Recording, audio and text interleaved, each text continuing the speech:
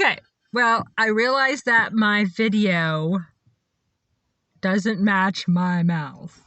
But this camera is easiest to load, so I suggest you just turn your head like this.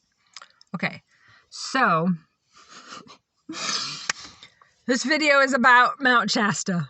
Okay, I had a vision the other day about I asked Spirit a question about something. She's getting ready. She's going to tell her story. Here we go. Are you ready? I don't remember my question to Spirit, but it was completely unrelated to Mount Shasta. I don't remember the question, but all of a sudden I saw Shasta. Now,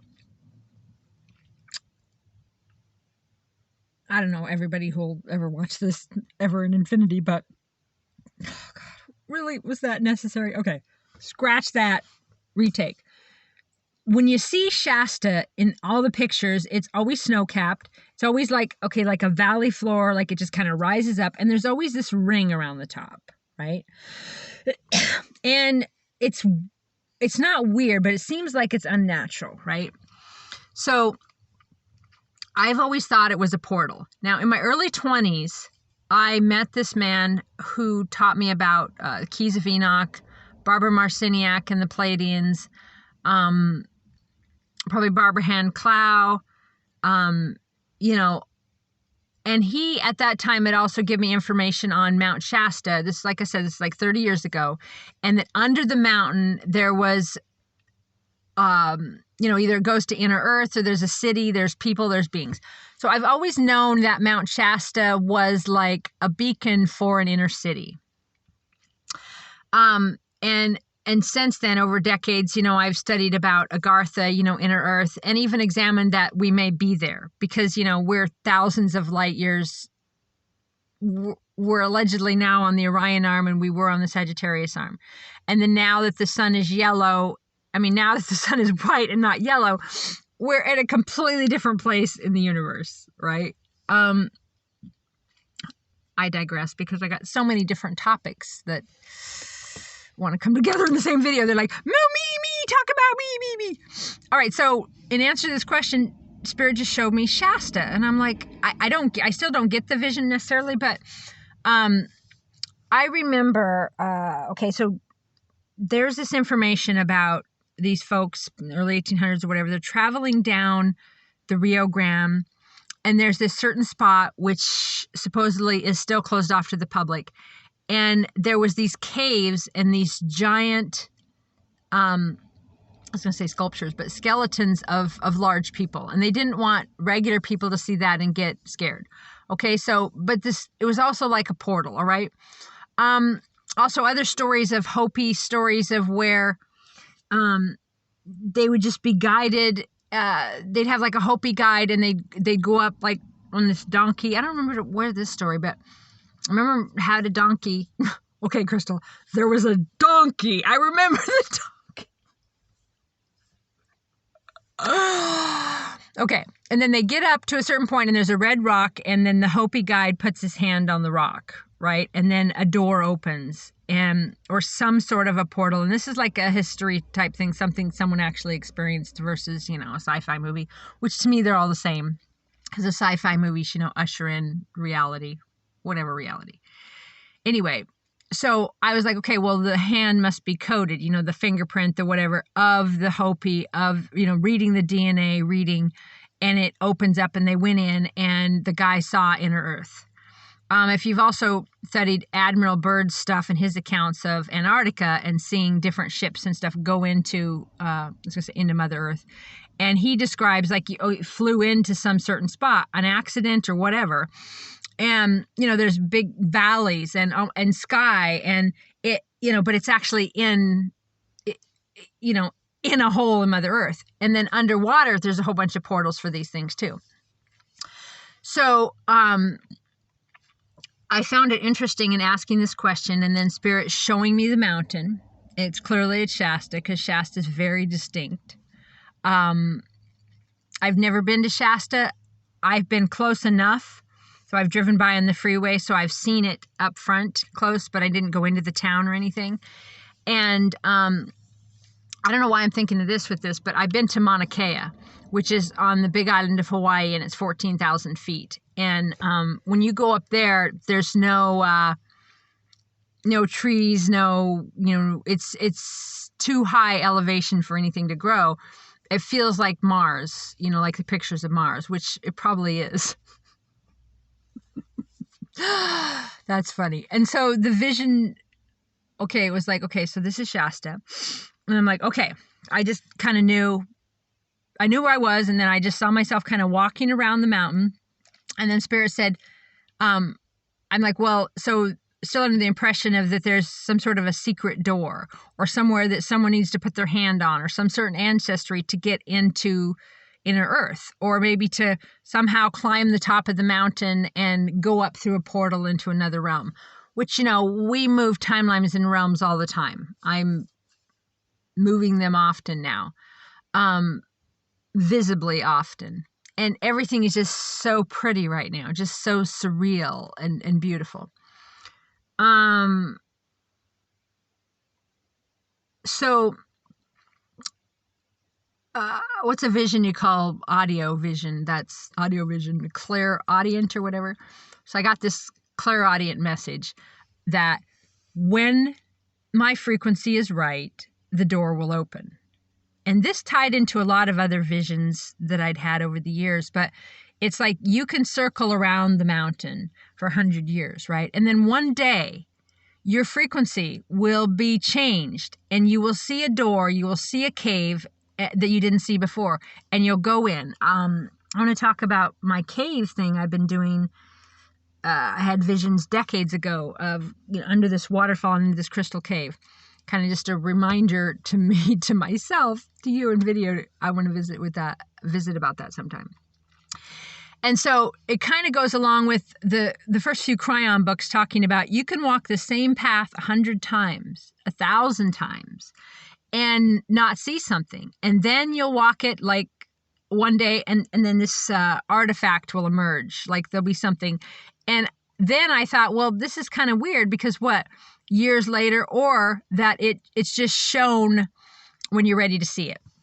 Kind of what I thought in my 20s and 30s, until I understood frequency, right? So I'm in a reality where the artifact isn't, and then my frequency changes.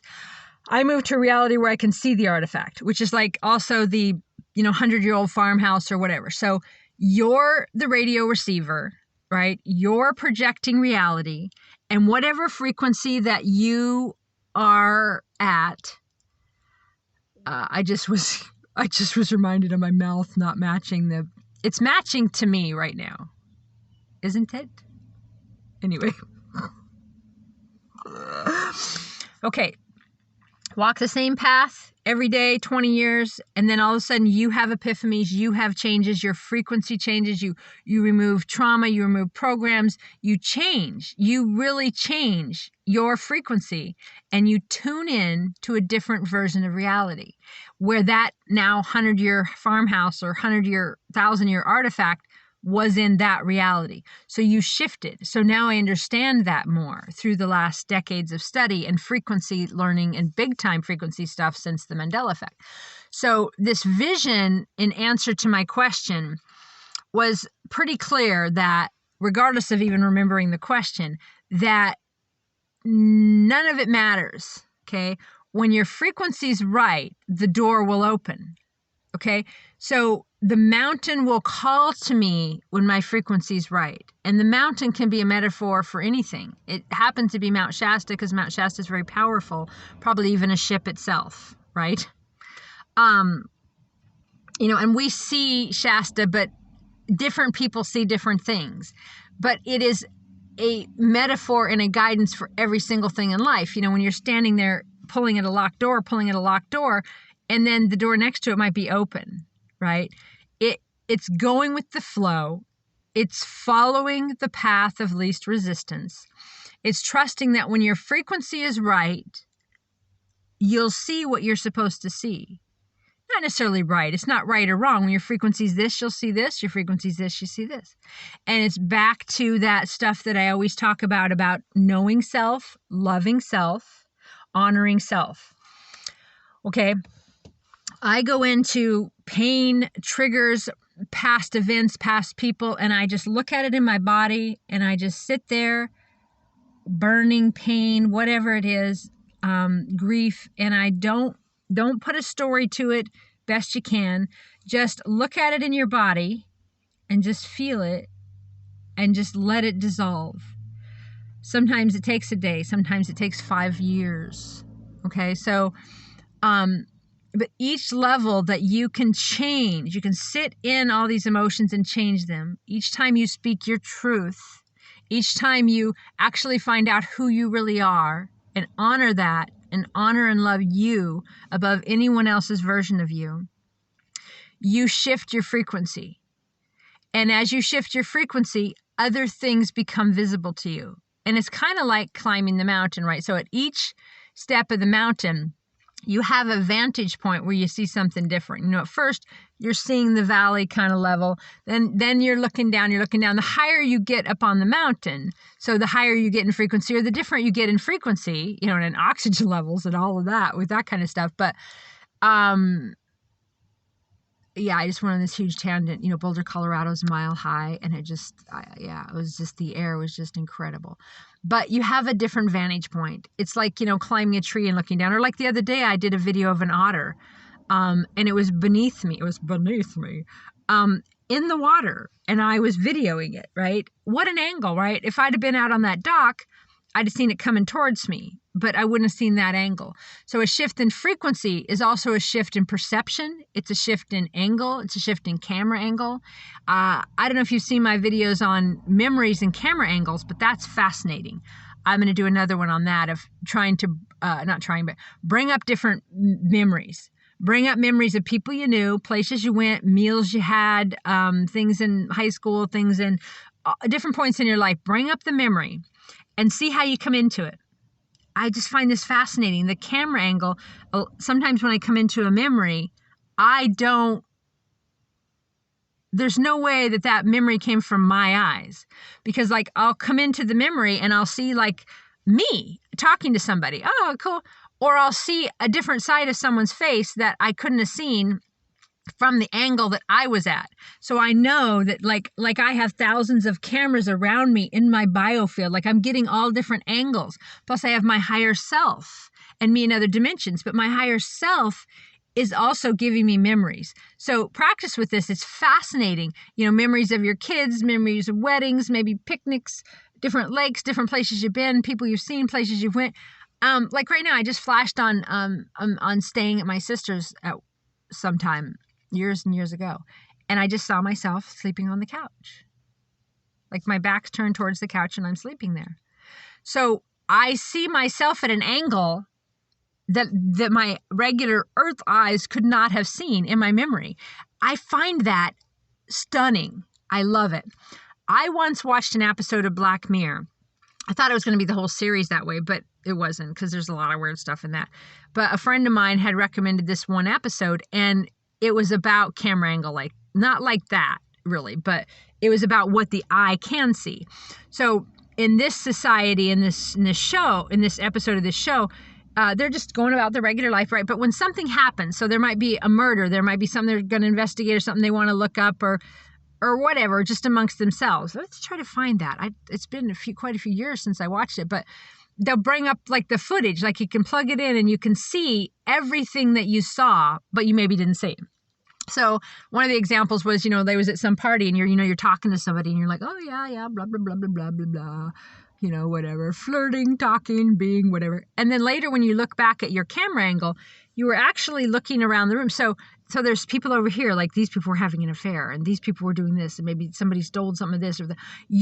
When they bring up the footage, your camera, your eyeballs saw all this and they could bring it up with sound and go into it. But you weren't actually seeing it, but the camera angle of your eyes was observing it. And I just thought it was fascinating. And so the Mount Shasta thing was a clear message to me and regardless of the question, on it doesn't fucking matter. Okay? All that matters is this now and finding peace. And when something comes in to disturb your peace, and you sit in that and you just sit in the emotion of it without putting a story or beating yourself up or criticizing other people or going, you should have done this or you should have done that to yourself. Just sit in the feeling of it and let it dissolve. And just keep being kind to yourself and keep being in the now and keep choosing what you prefer, even though it seems like sometimes, like to me, that I'm just holding still for years. I have massive, rich inner life and astral travel and these incredible things that I'm doing that are so supernatural. And I'm part of the environment, and I kind of just let go, and I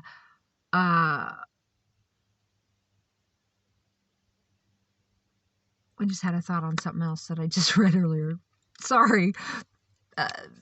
Anyway, and I've been practicing at calling things to me. So don't think about what you don't want in your life. Call things. Call this. I call this. I call this. And when things come up that might not feel good, just sit in it. Okay, don't try to avoid it. Don't try to breathe through it. Don't try to make it go away. Just sit in that feeling, find it in your body, and just focus on it. Okay, and each time you do these things, different options will open up to you, which is weird because, yes, we're probably in a simulation, right? And we're in a book, and how supernatural is it that we can move thousands of light years, and it's all just a bit much. So your life, yes, is like one of those movies or comic books where it has alternate endings, right? So picture like the longest movie or the biggest comic book, if you've ever seen stuff like that, where you can go along and you pick A. Okay, so they went to this city and they did this. Okay, but when you go back, you can pick, oh, well, they decided to go to this other city. And so then the story goes this other direction. And the story goes, each one of these choice points goes a little bit down the road, and then they have another choice point. Okay, and another choice point, another choice point.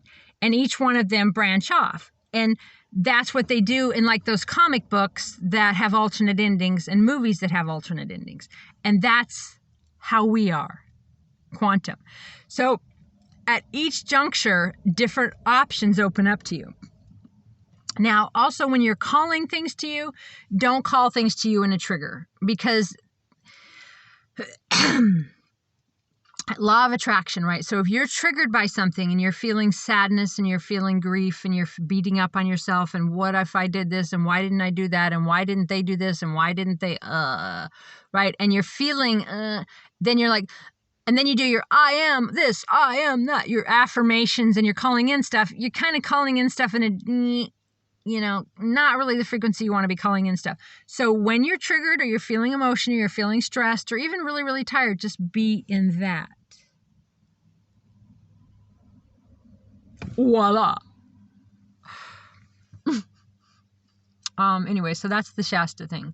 So the Shasta vision basically is all sky. I might have seen some tawny grass around, but mostly just right in front of me, right up out of the ground, Mount Shasta, which is obvious what Mount Shasta is because it's iconic. And then it always has the ring on the top, which is that natural. I mean, there's nothing really natural anymore anyway, right? You just see the show on Netflix, I-Land, where like things were put into their reality. Yeah. So it's like a volcano, Shasta, going up through a portal. It's like Shasta called to me to give me a message. I felt love, but when you first see Shasta in an image, it's cold and it's barren, really. So it's also a message of not all is as it seems, because the rich inner life in Shasta, so you got worlds and going into inner earth and going into other realms and other dimensions, and that's me, right? I'm like laying here in a car in a meditation and I'm traveling all these realms and having all these visions and all these colors. I'm walking on the beach and I'm interdimensionally going in and out of worlds, and not like glitching, but like folding into my environment, and just with it, I just glow, and I just, and so what opens up to me in those moments does. And people that talk to me in those moments can relate to that frequency. And sometimes you go through long periods of time, it could be years, where you're not really interacting with people in a way of, I'm not sure I wanted to finish that sentence because I just jumped on people can see me sometimes and sometimes they can't. I can turn myself off, which is so weird. I studied this in my early 20s of people that could do this, and they'd be like, well, they'd be in line, like, waiting for something at the store or whatever, and the person, like, get ice cream or whatever, and they'd call to the person behind them, and then they'd be like, what? They literally didn't exist, so they didn't see them in line. And in Hawaii once, there was this, I think it was a military training people, and I had already heard of this stuff that I'm talking about. And so this whole regimen went by and I practiced like blending in with the tree. Like I really felt like they couldn't see me. Like no one acknowledged me. There was nothing. I felt like I wasn't seen. And I felt like, and through the stuff I was studying and the woman that I'd heard on Art Bell and all that, this was like in my early 20s. And so I've practiced on and off at different points in my life where I can tune into a frequency where I don't want to be seen and tune into a frequency where I want to be seen. So play with that. It's kind of interesting. But all of this stuff was kind of part in the Shasta vision. And so to kind of, in a nutshell, what the answer to me was to the question that I don't remember is that it will be revealed when I'm the frequency to see it. The doorway into Shasta, so into these other worlds, will reveal itself to me. There is no one door. There's no, go up here to this coordinate and this tree and go left at this rock and like some sort of treasure map and you get to this spot and then you put your hand on it. It reads your hand. It reads your DNA. No, it's constantly reading your frequency in your biofield. And when the field of the mountain, and this is an example for everything in your life, matches your field in a way, I mean, there's different levels to it, right? Because you can match it in 2D, you can match it as a picture, you can match it, but when it matches, let's say inner earth, when you have a high enough integrity, this is coming to me now, when you have a high enough integrity level and honor and truth and yes, justice, but not justice for all, because you don't know what all means, but justice, being true to yourself, being kind to yourself, then you get this other level of frequency of benevolence and of love and purity, and you can be a part of the rich inner life inside of the mountain, right? The lush rivers and the valleys and the beautiful animals and you're looking at it, a barren field and a big mountain. It's all stark and cold and just one cloud. But that's not what's really there. When you're tuned into this other frequency, you see your doorway into the mountain and you experience this magical, rich inner life. And in a way, that's happening to me on Earth because I have always been into Mother Earth being so, so beautiful. Just madly in love with Mother Earth, the rivers, the fish. Why did I say fish? Just fish rainbow trout are so fucking beautiful, right? Just connecting with, fox and elk and moose and lynx and mountain lions and crows and ravens. My whole life, I've always been really connected to all of this. And so, and just beauty makes me cry and it just stuns me. And now I feel like maybe I am in inner earth because the sun don't seem to exist. I mean, it's white. It's like a white light. And you zoom in. I got a really big zoom camera now. And I zoom in and it's like not there. So who's to say I'm not in inner earth now? But I do know that things are more beautiful. Mother Earth has always been beautiful to me. But now the green is so green. It's so love. Right? The stars, I can see the stars in the bay reflecting. The moon is just right there over the water. The sky is perfect blues. The sparkle on the water is perfect. This tree next to me right here is just perfect. I don't know if you can see the sparkles on the water, but it's just so beautiful and perfect. And I know I'm in a different world.